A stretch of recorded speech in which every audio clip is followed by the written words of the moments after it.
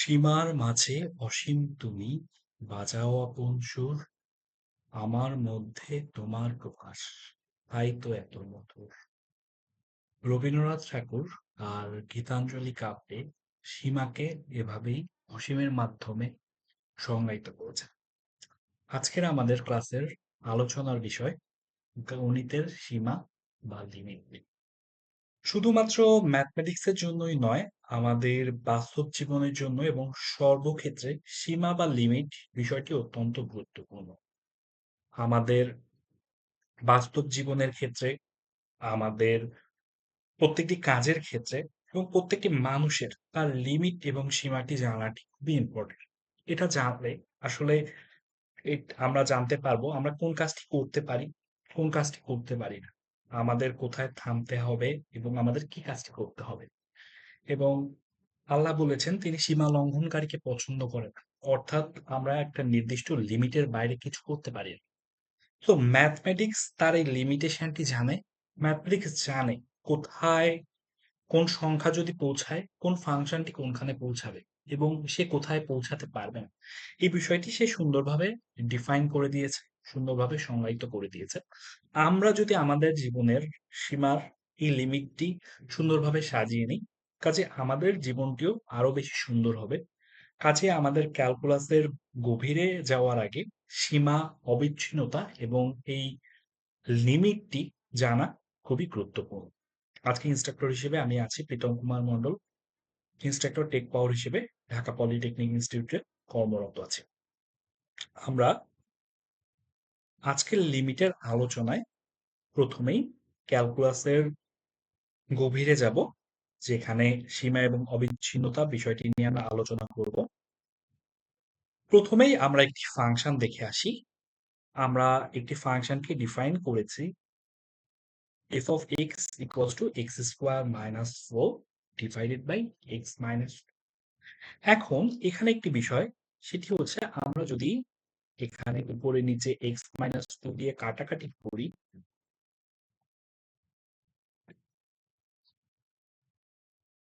সেক্ষেত্রে আমরা ফাংশনটিকে এভাবে পাবো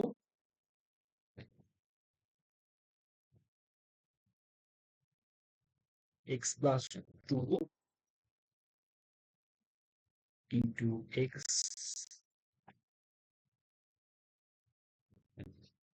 minus two divide by X minus two. এখন যেহেতু এক্স মাইনাস টু সেম আছে লবে হরে, আমরা দুটিকে কাটাকাটি করলাম, তাহলে আমরা পেলাম এক্স মাইনাস টু। এখন প্রশ্ন হচ্ছে আমাদের এই দুটি আসলে সেম ফাংশন কিনা। প্রশ্ন হচ্ছে এই দুটি ফাংশন আমাদের সেম না। আমরা এখন বিষয়টিকে ব্যাখ্যা করব। আমরা যদি আমাদের এফ অফ এক্স এই যে ফাংশনটি আছে, এখানে X square minus four divided by X minus two, এখানে এক্স ইকুয়ালস টু টু বসাই, তখন এফ অফ টু তে আমরা পাবো জিরো বাই জিরো। এবং জিরো বাই জিরো এই ভ্যালুটি ম্যাথমেটিক্যালি অসংজ্ঞায়িত, অর্থাৎ এর ভ্যালুটি আমরা জানি না। যার ফলে আমাদের গ্রাফের এই বিন্দুতে একটি ভয়েড বা শূন্যতার সৃষ্টি হয়েছে।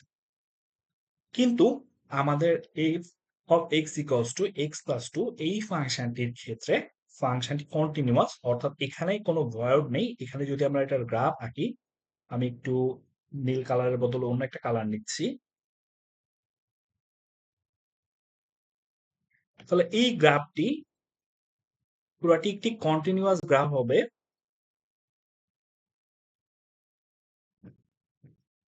কিন্তু আমাদের এই যে পয়েন্টটিতে ভয়েড ছিল, এই ভয়েড বা শূন্যতাটি থাকবে না। তাহলে আমাদের লিমিটের প্রশ্নটি কখন তৈরি হয়, যখন একটা নির্দিষ্ট বিন্দুর আশেপাশে যখন ভয়েড থাকে এবং ওই জায়গাটিতে আসলে ফাংশনটি কিভাবে আচরণ করে। যদি ফাংশনটিতে ভয়েড না থাকে, তাহলে আমার ফাংশনের এক্সাক্ট ভ্যালু এবং লিমিটিং ভ্যালু দুটোই সেম থাকবে। কিন্তু এখানে যদি আসলে ভয়েড থাকে, তাহলে ফাংশনটি আসলে কিভাবে আচরণ করে, কিভাবে কাজ করে, সেই জায়গাটি হচ্ছে আমাদের ম্যাথমেটিক্যাল লিমিট বা সীমার কাজ। এবং লিমিটে আমরা এই ক্ষেত্রটি নিয়ে কাজ করে থাকি। এখন আমরা আসি অসীম নৈকট্যের ক্ষেত্রে, সীমার ধারণার ক্ষেত্রে, যে আমাদের কনভার্জেন্স টাইমলাইন অর্থাৎ একটি নির্দিষ্ট বিন্দুর দিকে আগানো। আমরা খেয়াল করে দেখি আমাদের আগের গ্রাফটিতে এক্স এর ভ্যালু যখন 2 ছিল তখন এফ অফ 2 এই ফাংশনটি ছিল 0/0, যেটি হচ্ছে অসংজ্ঞায়িত। কিন্তু আমরা যদি এক্স এর ভ্যালুটি ক্রমাগত 2 এর দিকে আগাতে থাকি, অর্থাৎ 1.9, 1.99, 1.999 এইভাবে করে ক্রমাগত আমরা যদি 2 এর দিকে আগাতে থাকি, তাহলে আমাদের এই ফাংশনের ভ্যালুটি আস্তে আস্তে 4 এর দিকে আগাতে থাকে। একই রকম ভাবে আমরা চাইলে 2.1 থেকে কমাতে কমাতে 2 এর দিকে আগাতে পারি। সেক্ষেত্রে আমাদের 4.1 থেকে ফাংশনের ভ্যালুটি কমতে কমতে 4 এর দিকে আগাতে থাকে। এখন যদি আমরা বাম দিক থেকে 2 এর কাছাকাছি আগাই, এটিকে আমরা বলি এক্স টেন্ডস টু মাইনাস, অর্থাৎ আমরা 2 এর থেকে ছোট কোনো সংখ্যা থেকে 2 এর দিকে আগাচ্ছি। এবং আমরা যদি ডান দিক থেকে 2 এর দিকে আগাই, তখন এটিকে আমরা পড়ে থাকি এক্স টেন্ডস টু প্লাস, অর্থাৎ 2 এর থেকে বড় কোনো সংখ্যার দিক থেকে আমরা 2 এর দিকে আগাচ্ছি। উভয় ক্ষেত্রেই আমাদের ফাংশনের ভ্যালুটি f of x tends to 4 এর দিকে যায়। অর্থাৎ এক্স এর মান যতই এর নিকটবর্তী হয়, এফ অফ এক্স এর ভ্যালু আমাদের 4 বা 4 এর নিকটবর্তী হবে। কিন্তু আমাদের এক্স্যাক্টলি এফ অফ 2 এর কোনো ভ্যালু আসলে এক্সিস্ট করতেছে না। এই বিষয়টি হচ্ছে আমাদের লিমিট। তাহলে আমরা আগে বলছিলাম যে আমাদের যখন একটা ভয়ড বা শূন্যতা থাকে, অর্থাৎ আমাদের 2 বিন্দুতে শূন্যতা আছে এবং এই শূন্যতার আশেপাশে ফাংশনটি কিরকম আচরণ করছে এটি বোঝার জন্যই আমরা লিমিটের ব্যবহার করি। আশা করি বিষয়টি তোমাদের পরিষ্কার হয়েছে। এখন এই বিষয়টিকে আমরা ম্যাথমেটিক্যালি এভাবে লিখে থাকি, limit x tends to a, অর্থাৎ এক্স এর মান এর দিকে আগাচ্ছে, f of x equals to l, অর্থাৎ এর একটা নির্দিষ্ট ভ্যালু আছে। এটিকে লিমিটের পরিবর্তে কখনো হচ্ছে এলটিও লেখা হয়, অর্থাৎ আমার এক্স এর ভ্যালু একটা নির্দিষ্ট বিন্দুর দিকে যখন ক্রমাগত আগাচ্ছে, ফাংশনের ভ্যালু একটি নির্দিষ্ট ভ্যালুর দিকে আগাচ্ছে।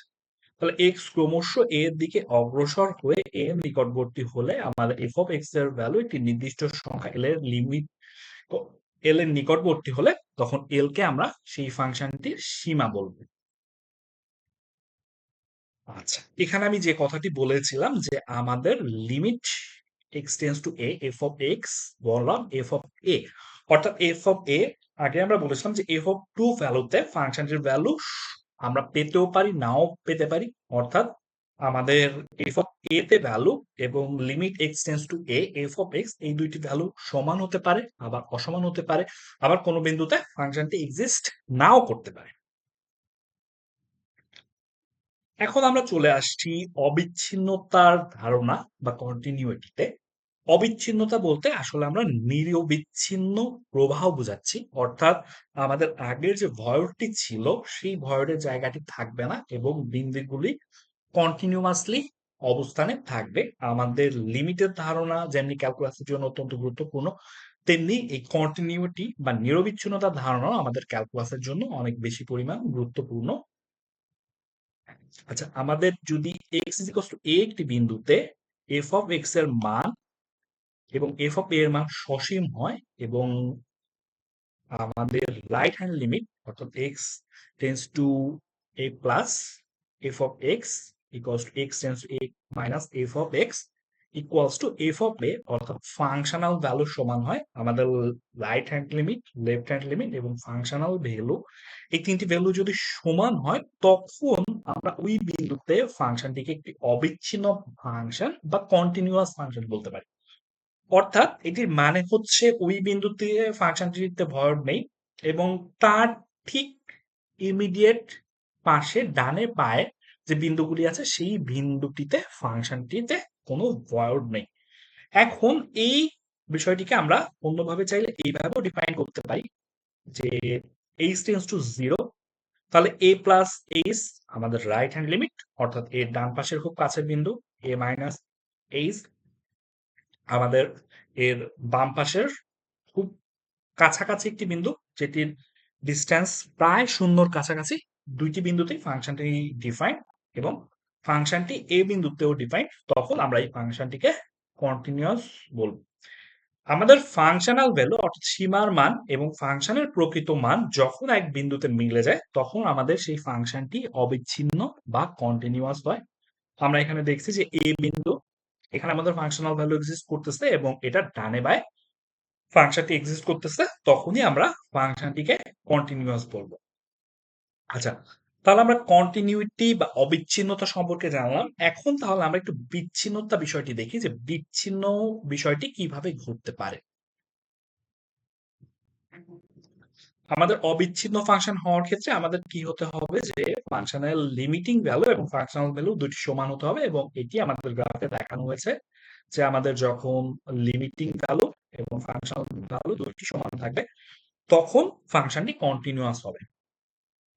এটিকে আমরা বলতে পারি একটি নিখুঁত অটুট সেতু, অর্থাৎ যার ওই বিন্দুতে অবস্থান রয়েছে এবং তার ডানে বায়েও অবস্থান রয়েছে।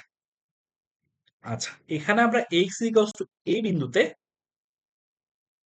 ফাংশনটি যখন অসীম হয় বা নির্ণয় করা যায় না, আমরা আগের উদাহরণে যখন দেখেছিলাম যে এক্স ইকুয়ালস টু 2 বিন্দুতে একটি হোল আছে, সেই ক্ষেত্রে আমরা বলতে পারি যে সেতুর মাঝখানে একটি পাটাতন নেই বা এই নির্দিষ্ট বিন্দুটি এক্সিস্ট করছে না।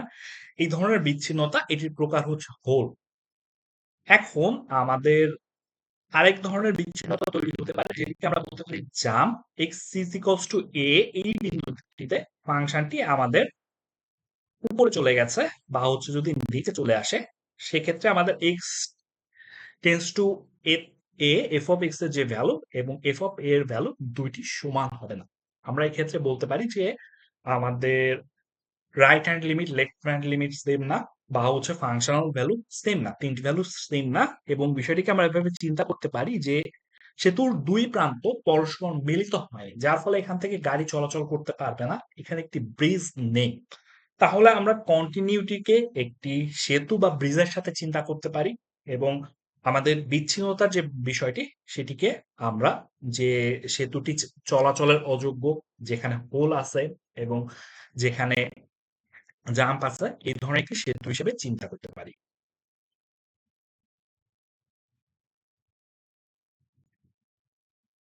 এরপর আমরা যে উপপাদ্যটি দেখব সেটি হচ্ছে স্যান্ডউইচ উপপাদ্য। স্যান্ডউইচ উপপাদ্য আমাদের ফাংশনাল ভ্যালু গুলো বের করার ক্ষেত্রে এবং হচ্ছে লিমিটের ক্ষেত্রে অনেক গুরুত্বপূর্ণ একটি উপপাদ্য।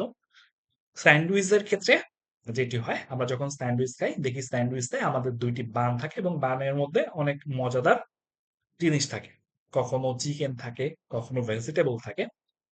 আমাদের এইখানে দুইটি ফাংশন আছে, জি অফ এক্স এবং এইচ অফ এক্স, এবং এই দুইটি ফাংশন মধ্যবর্তী একটি ফাংশন হচ্ছে এফ অফ এক্স। এখন যদি কোনো একটি নির্দিষ্ট ভ্যালুর জন্য এক্স টেন্ডস টু এর জন্য জি অফ এক্স এর লিমিটিং ভ্যালু এল হয় এবং এইচ অফ এক্স এর লিমিটিং ভ্যালু এল হয়, অর্থাৎ এল একটা নির্দিষ্ট লিমিটিং ভ্যালু আছে এর জন্য,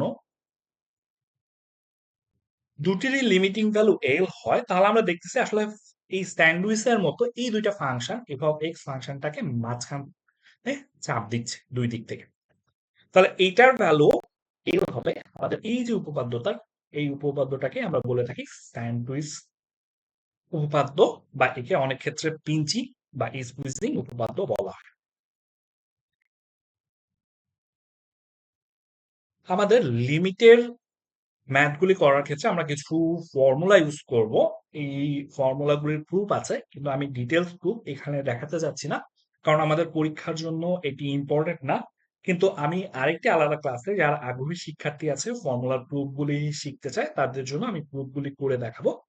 এখানে আমাদের লিমিটের মৌলিক নিয়মের ক্ষেত্রে আমরা যেমন নরমাল যোগ বিয়োগ করতে পারি, লিমিটের মধ্যে দুইটি ফাংশন থাকলে তাদেরকে আলাদাভাবে যোগ বিয়োগ করা যায়, এবং লিমিটের মধ্যে দুটি ফাংশন গুণ আকারে থাকলে তাদের আলাদা আলাদা লিমিট গুণ আকারে লেখা যায়, এবং লিমিটের মধ্যে দুটি ফাংশন ভাগ আকারে থাকলে তাদের আলাদা আলাদা লিমিট দিয়ে ভাগ আকারে লেখা যায়, এবং অবশ্যই আমাদের এই ক্ষেত্রে হর শূন্য হতে হবে, না হলে সমস্ত বিষয়টি আনডিফাইন্ড হয়ে যাবে। এবং ট্রিগোনোমেট্রিক ভ্যালুগুলোর ক্ষেত্রে আমাদের লিমিট এক্স টেন্ডস টু যখন 0 হবে, sin x বাই এক্স এটির ভ্যালু হবে হচ্ছে 1। Limit x tends to 0, tan x by X এটির ভ্যালু হবে হচ্ছে 1।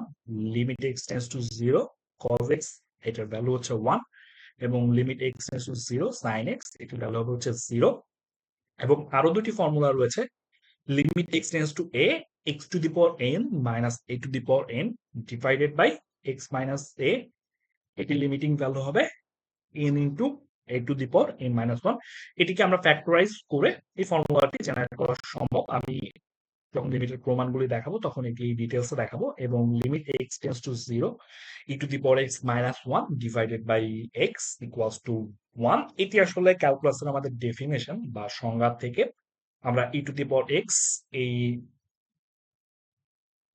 ভ্যালুটি পেয়ে থাকি এবং এখান থেকে e to the power x এর ফর্মুলা জেনারেট করা সম্ভব সূত্র এবং e to the power x এর সূত্র থেকে আমাদের এটি প্রমাণ করা সম্ভব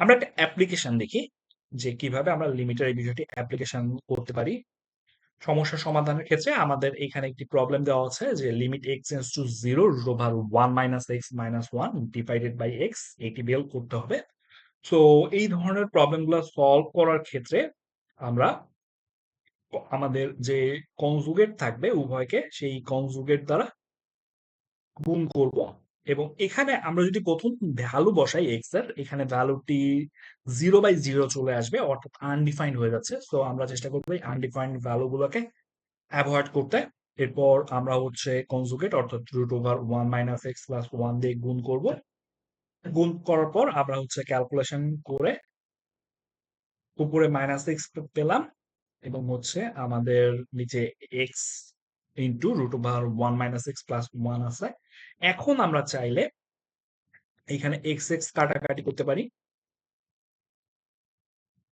কাটাকাটি করার পর আমাদের যেহেতু এক্স নট ইকুয়ালস টু 0 কারণ হচ্ছে আমাদের এক্স টেন্স টু 0 আমাদের এক্স কিন্তু এক্স্যাক্টলি 0 না এখানে কাটাকাটি করার পর আমরা হচ্ছে এখানে এটির ভ্যালু বসিয়ে দিতে পারি তাহলে আমরা পেলাম minus 1 divided by 1 minus 0 plus 1 তাহলে 1 আর 1 যোগ করলে 2 আমাদের এটির ভ্যালু হলো মাইনাস 1/2 আচ্ছা আমরা একটু অন্তর্দৃষ্টি বা সীমার ভিত্তিতে ক্যালকুলাসের কথা যদি বলি তাহলে আমরা এখন আছি ভিত্তি স্তরে যেখানে আমরা লিমিট স্যান্ডউইচের উপপাদ্য নিয়ে আলোচনা করছি এরপর আমাদের মধ্য স্তরে কন্টিনিউইটি বা নিরবিচ্ছিন্নতা বা নিখুঁত সংযোগ এই বিষয়টি আমরা দেখেছি এবং পরবর্তীতে আমরা হচ্ছে অন্তরীকরণ এবং যোগজীকরণ সম্পর্কে বিস্তারিত আইডিয়া পাবো আমাদের এই সীমার ধারণার উপর ভিত্তি করেই এই অবিচ্ছিন্নতা প্রতিষ্ঠিত এবং যা পরবর্তীতে অন্তরীকরণ এবং যোগজীকরণ মতো ক্যালকুলাসের উচ্চতর শাখাগুলোর জন্ম দিয়েছে কাজেই আমাদের জন্য এই সীমার ধারণাটি এবং অবিচ্ছিন্নতার ধারণাটি খুব ভালোভাবে বোঝাটা খুবই বেশি গুরুত্বপূর্ণ আমরা নেক্সট ক্লাসে লিমিটের ম্যাথগুলি সলভ করব এবং আমরা যখন ডিফারেন্সিয়েশন শিখে আসবো তখন আমরা দেখবো যে লিমিটের ম্যাথগুলি সলভ করার ক্ষেত্রে আমরা হপিটালস রুলস নামে একটি খুব সহজ রুল আছে যেটিকে খুব সহজেই অ্যাপ্লাই করতে পারি কিন্তু আমাদের পরীক্ষার জন্য আমাদের এই লিমিটের ম্যাথগুলি আমাদের বেসিক নিয়মেই করতে হবে এবং আমরা দেখব বেসিক নিয়মে কিভাবে আমরা ম্যাথগুলি করতে পারি সবাই ভালো থাকো সুস্থ থাকো এবং সবার জীবন সুন্দর হোক সীমার মাঝে আমরা অসীমত্বকে খুঁজে পাই ধন্যবাদ সবাইকে